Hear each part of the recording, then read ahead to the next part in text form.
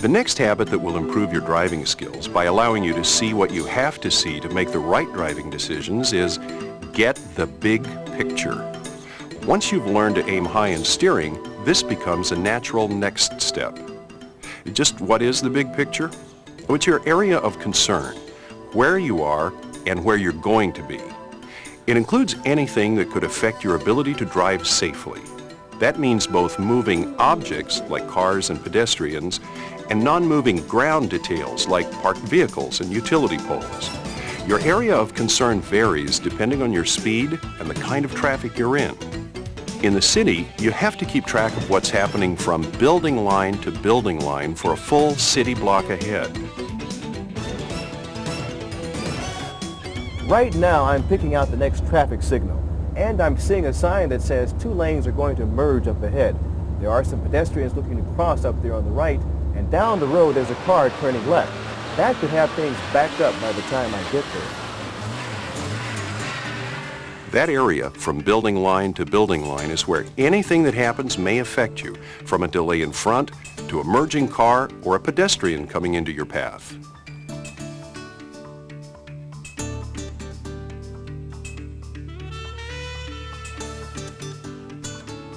In a residential area, your area of concern may be even wider. The big picture is constantly changing, and activities like these can affect you at any moment. Someone backing out of a driveway ahead,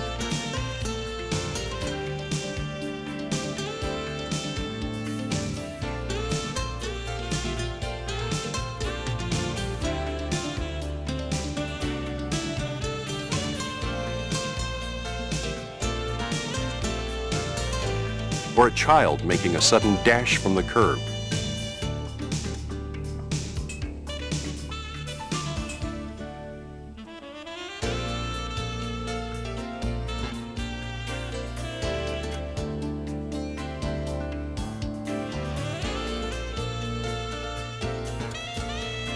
In the country, the big picture may extend to a half-mile ahead, from ditch line to ditch line.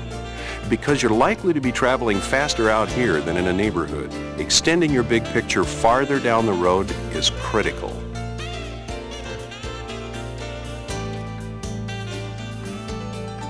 To get the big picture and have control of the area that's important to you, you have to drive in a way that allows you to see it. In a crowd, you wouldn't walk so close to the person in front you couldn't see where you're going. You stay back so you can make your own decisions and not be forced to depend on someone else. It works the same way in traffic. You need to stay back and see it all. The one thing we try to avoid is what we call billboards, like a bus or this truck in front of me.